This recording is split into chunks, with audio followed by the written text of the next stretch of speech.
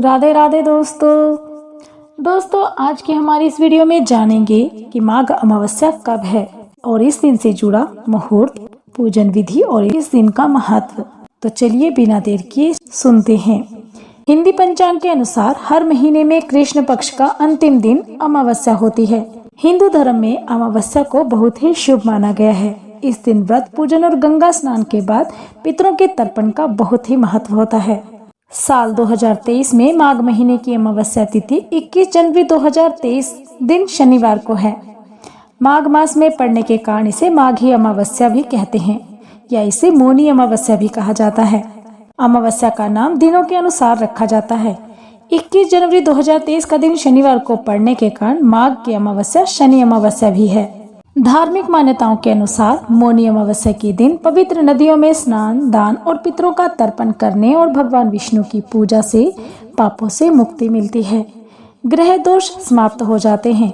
मौनी अमावस्या के दिन स्नान, दान व तप के अलावा व्रत कथा का पाठ करने के बाद ही पूर्ण फल प्राप्त होता है। माघी अमावस्या का मुहूर्त हमने डिस्क्रिप्शन बॉक्स में दे दिया है, आप वहां से भी देख सकते हैं।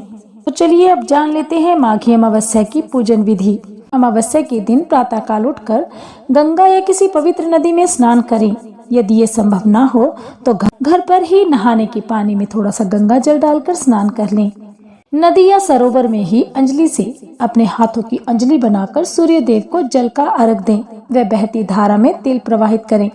जब भगवान विष्णु की पूजा करें, उन्हें फल, फूल, धूप, दीप, अगरबत्ती आदि चढ़ाएं। इस दिन पितरों की भी पूजा करने का विधान है। सत्यनारायण व्रत कथा को सुने, अंत में प्रसाद वितरण करें। इसके बाद गरीब ब्राह्मणों को भोजन कराएं और यथाशक्ति दान दें। तो चलिए बिना देर किए सुनते हैं मौनी अमावस्या की व्रत कथा। मौनी अमावस्या की पौराणिक कहानी से जानेंगे कि इस दिन मौन क्यों रहा जाता है। मौनी अमावस्या की व्रत कथा से जानेंगे इसका महत्व। धार्मिक मान्यताओं के अनुसार मौनी अमावस्या के दिन मन और वाणी पर विराम रखते हुए स्नान कर प्रभु के नाम का स्मरण करने से सभी मनोकामनाएं पूर्ण होती हैं। शास्त्रों के अनुसार सूर्य और चंद्रमा के बीच का अंतर शून्य हो जाता है तो अमावस्या तिथि का योग बनता है।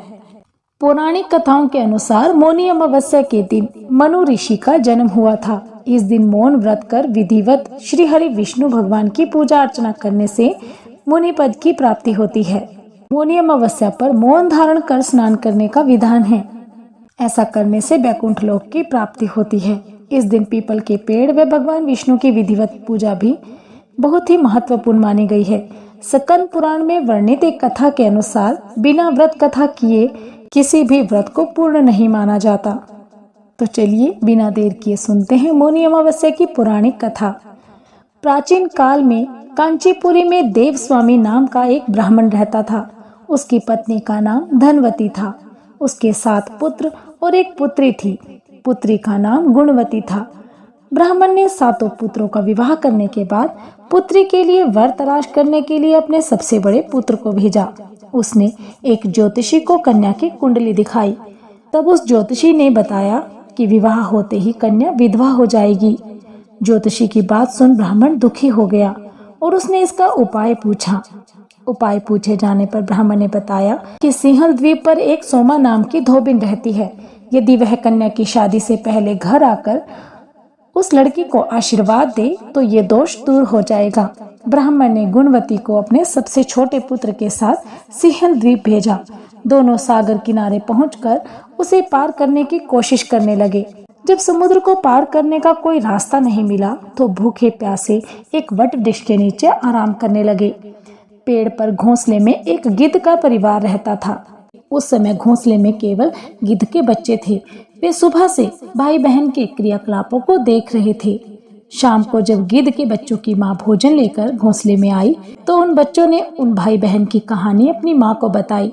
उनकी बात सुनकर गिद्ध की माँ को नीचे बैठे भाई बहनों पर बहुत ही दया आई और बच्चों को आश्वासन दिया कि वह उनकी समस्या का समाधान करेगी। ये सुनकर गिद्ध के बच्चों ने भोजन ग्रहण किया।